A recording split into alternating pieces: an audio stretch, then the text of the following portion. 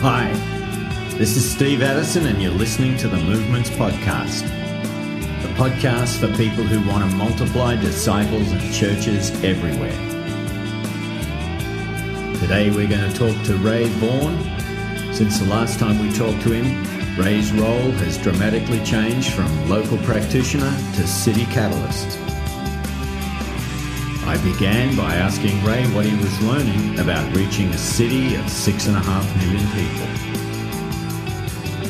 In terms of looking at the city, we're starting out with a macro strategy and then moving to a micro strategy.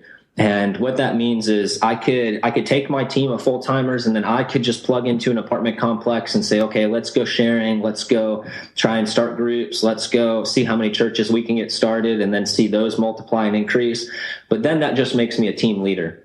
And as a team leader into one area, that'll be good and that'll be a good start, but that's not going to help us reach the city or it's not going to see movement.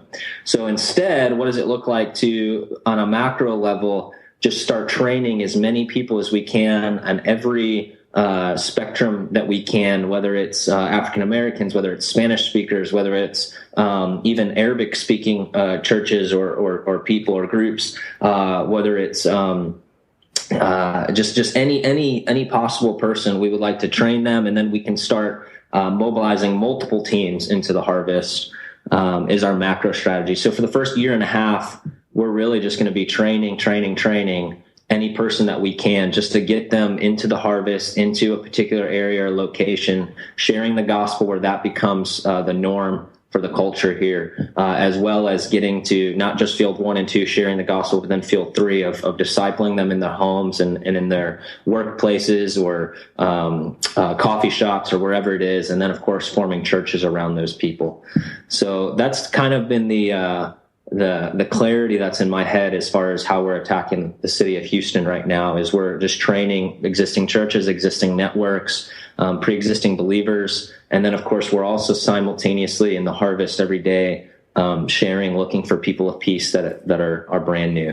So Ray, I'm hearing a few things. One is you've built strong partnerships with a key church like Sugar Creek. That's right. Then it's opening the door for training opportunities and partners with other churches in the city and other Christian groups. That's right. You're a team leader with a committed band of 3 couples. Uh-huh. You're looking at the big picture and realizing if we throw ourselves into this and that's all we do, we're not going to reach a city of 6.5 million. So you're out, you and your team are out training and mobilizing. And people might think training, you're just teaching them in the classroom. But you mean we're training and mobilizing. We're getting God's people, taking them into the harvest right across the city, and all sorts of different African American, Arabic churches, all sorts of different churches you're training and mobilizing. At the same time, you're still in the harvest yourself. Yeah. We so when we go into the harvest, we're typically recently the first 3 days of every month. We just recently started doing kind of like a team push where we're going into new areas, kind of areas where we don't have churches in the city, or areas where we have maybe a training center in the city where we're going to just kind of help mobilize new people of peace around that church or that training center. So we are going out for about 3 or 4 day pushes and all day and just looking for people of peace as a team, just to kind of break into new areas. Jesus did that a lot, where he would go into in fact, in Mark 1, he goes into one village, Capernaum, and then he sees some fruit. But then this is the first time Jesus actually models a no place left strategy, because they say, well, hey, there's more people gathered for you. And he says, no, we must go to every village. And that's why I've come. And so he moves on from in just the beginning of his ministry in Mark 1. So we're kind of just saying, okay, let's get into new areas, let's do several touches in different areas to look for people of peace that God's prepared. But then let's move out and look for other places so we can really try to touch different aspects and areas of the city. And we're really looking for God prepared people and just following the path of least resistance. The other time we're in training, just explain the path of least resistance. What's that? Yeah, well, I think the ditches that, we're extremely methodological in terms of we want to follow a process. So we want to make sure that we give tools in the hands of people, but we also want to be extremely spirit-led. And the accidental observation that people can make is either be one or the other. You can either be methodological or you can be spirit-led, but the two can't coincide. And I think in Scripture we see it very, that disagrees, because I think Paul, every city that he went to, he had a plan and a method. It's Jesus, every city that he went to, he knew what he was doing. He would go into the synagogues, he would heal people, he would cast out demons. There were groups that would gather, but then he would move on. So there was extremely, in a sense, he had patterns. Paul modeled patterns. And but he was also very spirit-led on where he went and where he stayed and how long he stayed. For instance, on his second journey, he was going to go up to Bithynia, I think it was, but that door shut, and so he went up to Troas, sat there, waited, and then saw from the Spirit to go to a vision to go to Macedonia. So then he obeys and goes to Macedonia. And then later on, while in Corinth, he hears from God again, says, hey, no, stay here and you won't be harmed. So what does he do? He stays and follows the Spirit. So we're really just doing that. So we have our tools that are just kind of some handlebars to get people running. We have a process just to help people have some next steps, but we're going to go wherever the Spirit opens up doors. And where he shuts them, we're not going to fight the Spirit. We're just going to say, okay, we'll move on to wherever it is and pray that the Lord will open up that door, like in Asia, maybe later on, like he did for Paul. So we're just following the path of least resistance and going where the Spirit leads us. Great. So anything else in terms of your role as a city catalyst? There's quite a few hats you're wearing. Yeah, well, okay, so just to clarify, the harvest time that we're doing, we're trying to do that individually just to make sure that we're modeling it and that we're looking for new places, new areas, new people of peace. We go with our wives a lot. We try to do everything as a family. So we try to do that as much as we can. But then along with that, we are the second avenue of harvest time for us is we're trying to take out Timothy's. And that's the highest priority value for us. We actually wrote down high value activities and low value activities. And the highest value activity that we believe that we could do is to be in the harvest with the Timothy. Just somebody that we can model, we can share with, we can watch how they do it. We could let them be the ones to disciple the fruit and continue to meet with them. So now it doesn't, we don't, get into having this wheel effect where we have 15 groups around us. Rather, we're helping other people get groups started. So that's the highest value activity, is going out with Timothy's. So we take, so I just had a training at a church called Woods Edge Community Church in North Houston, and they become a training center. And what that means for us is that they are hosting, so we have a lot of mega churches in the city, and they have, thousands and thousands of people. Well, we know that they're not going to train everybody in one event training. So a lot of these training centers, we're calling them training centers because they've committed to have monthly trainings at every single month that are opening up doors for new people to come in and hear it. So to get equipped with lesson 1, fields 1 and 2. Now, what that does for us is it gives us a new span of people every single month to filter into these training centers, so that way we can be looking for the obedient ones. We can be looking for those that God's doing something in, the sleeping Pauls, the sleeping Timothys, that we can start equipping them and taking them into next steps and further down the path and developing them in their leadership. So because you've not only gone in and trained and thought, well, our job's done now, we've got a team there happening, you've helped those early adopters form a training center. So it means you're not the one having to train everybody in Houston. You can refer people to training centers and then stay in touch to see where are the, as you said, sleeping Pauls or sleeping Timothys.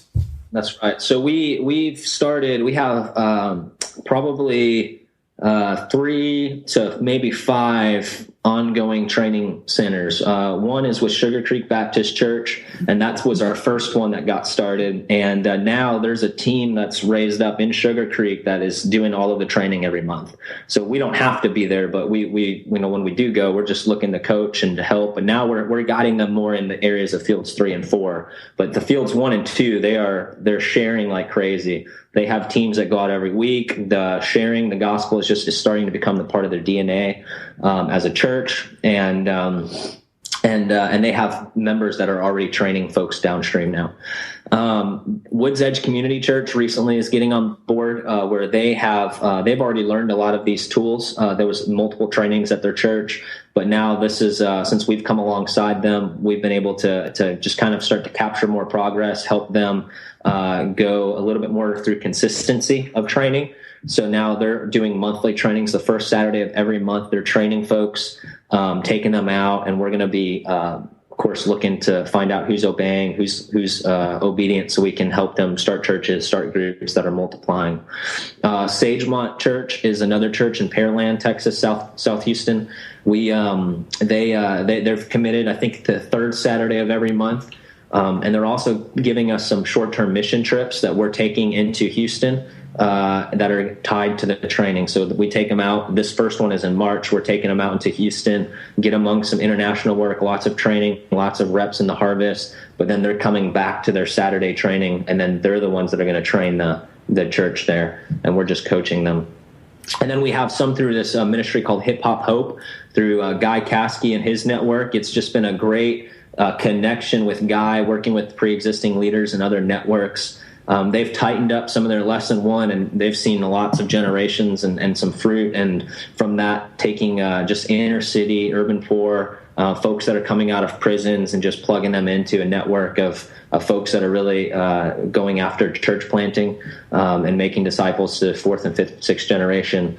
And so they have a training center through that ministry where they are getting, I think, maybe even 2 times a month, they have folks that are being trained, new folks being trained from different churches. So we're leveraging these training centers as a way to find the people that we can start investing in and developing. So the training center at here's a quick story of something encouraging.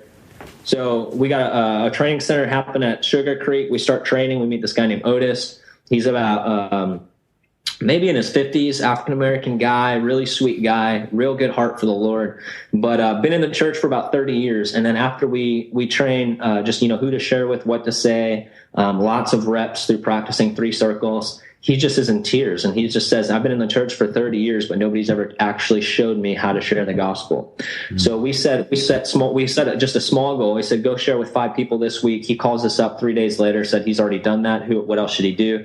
So we say, share with more people. So he shares. He ends up leading 10 of his family members to the Lord, baptizes nearly, I think, about 4 out of the 10, and then trains them. And now some of them have actually led 2 others to the Lord and possibly getting baptized in the next month. They meet now in a church in their home. Otis is directing or leading a church with that family and some of his friends every other week, and they're committed to planting more churches. As a result of just this training, we're finding these guys like Otis's and just want to release and equip them. Otis now is somebody that's been an encouragement to the church as a whole at Sugar Creek, and his story is pretty well known at Sugar Creek, and it's been encouraging to watch God use that.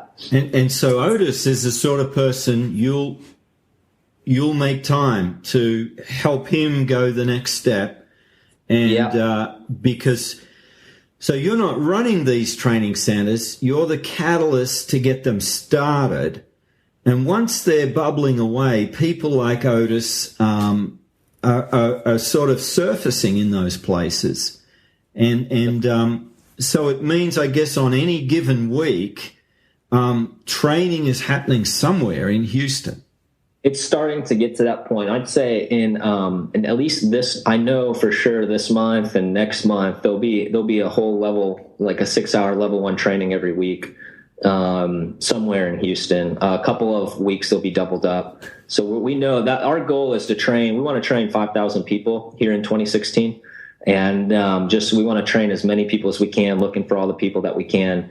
And then we want to develop that. So that's our macro strategy to look for those. When you say we want to train 5,000, you might train a few hundred, I'd imagine. Right. But you're saying in the training centers across the city, the we is, a citywide commitment. It's doable, isn't it? Because you won't be the trainer for those 5,000. That's right. We're saying that we want to see 5,000 trained in the city. I don't care who trains them. We want to know that they've been trained. And then that's just the idea of releasing. We want to release authority as quick and as much as possible. Training always leads immediately to engagement in the harvest. So they're Absolutely. learning on the job. Every training includes going out into the harvest. So it includes going out sharing the gospel and then setting goals for the next month. And this is what it takes to reach a city of 6.5 million. I think it's a start, and I think that the other key thing is when we're training, to be really looking. And I like what you said is to not just looking for Timothy's, but looking for teams of people to gather, looking for really the generals, looking for people that are going to be leaders. So I'm training at Woods Edge Community Church, and all of a sudden this guy comes out of the training, and he's a young guy. His name's Angelo, his wife Brianna, and they just come to me and say, "Hey, like we already have a group in our home, and in fact, when we moved into this complex, we knocked on every door in our complex." So they were already just this you meet with Angelo, and he's got every hour of his week mapped out. He knows exactly. So you get this general type. And but he has no idea what process to go, how to multiply or anything. So now we're giving Angelo lots of time, even outside of training, because it's not classroom, it's relationship still focused. But we want to make sure that Angelo really gets it and he's got it. So we're giving Angelo and his wife a lot more time, and now he's in that group that's starting in his home. He's identifying that as church. He's putting 3/3 into that, and now they're going out sharing every week. And they're getting now an idea of what this looks like and how to multiply. So we want to look for the generals, for the people that God's just already got, and we want to give them as much time as possible. Ray, what are you learning about, for you, staying sharp in the role that you've got? There's a couple things that come to my mind. One is trying my hardest to increase abiding in prayer life. I think that as a team, we're constantly asking ourselves, how are we abiding? If we're not careful, we can feel a little bit critical about ourselves a lot. We want to make sure that, we want to be the Chuck Woods and the Yin Kais that are on our faces praying for 5 hours, it feels like. But, we know that we all have a lot of room to grow in abiding. And so that always helps us. The best thing that we can do, and I think we're saying that a lot on our team, is the most productive thing we can do in our day is not train or take somebody in the harvest. The most productive thing we can do with our day is hear from Jesus and obey him. And so that's what we're trying to build into our DNA.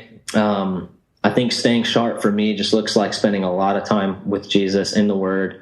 Everything that I say, if I can match that with the Word, everything that I do, if I can match that with the Word, I think that'll be stronger for the movement.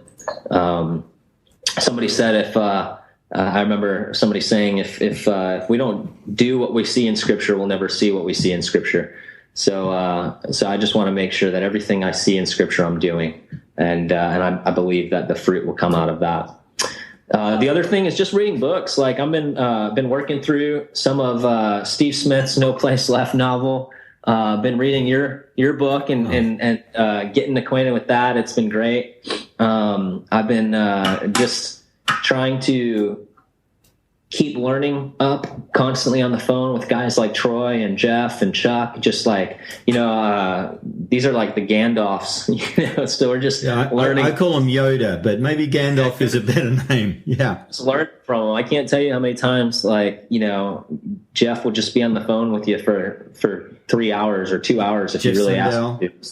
Yeah, or Troy, or even Chuck. So just all of that's good for me as a city strategist, is to know I have a pipeline of intake that I can have that fills me, as well as I have a city that I can be outpouring to. But that helps me stay sharp. And then my wife, I think me and my wife are I'd say definitely we're built to do this together. God's blessed me with a wife that really wants to see movement and is in the harvest with me. She's not afraid to share the gospel. She's bolder than me, and she challenges me. She hears from the word, and she obeys the word. And so that helps me stay sharp too, when you have a wife that loves Jesus and wants to challenge you in that area. Right. Looking back, now that you're in this city catalyst role, how did God prepare you for what you're doing now in Houston? if I'm honest, I could feel more overwhelmed being in a city that's as large as Houston. But I think what's prepared me is being in Columbia, starting in a smaller realm.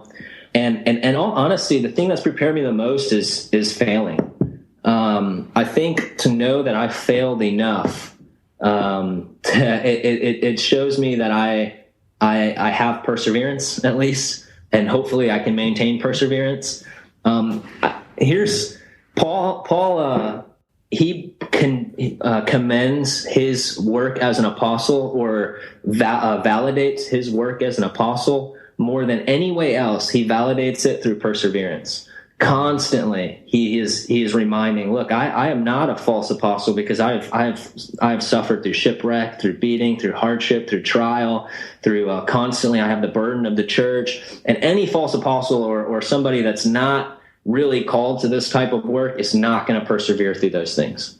And the fact that, learning to persevere through churches that get started and flop, learning to persevere through teams that you feel like formed but then don't, learning to persevere through being in a city and feeling like you're the only person that is really wants this, even though you're not, but you just haven't met those people yet. Learning to persevere through loneliness, learning to persevere through I have no idea what to do next, or learning to persevere through getting to third generation but then it all flopping, or second generation and it flops, or man, how do we get to fourth and fifth generation church?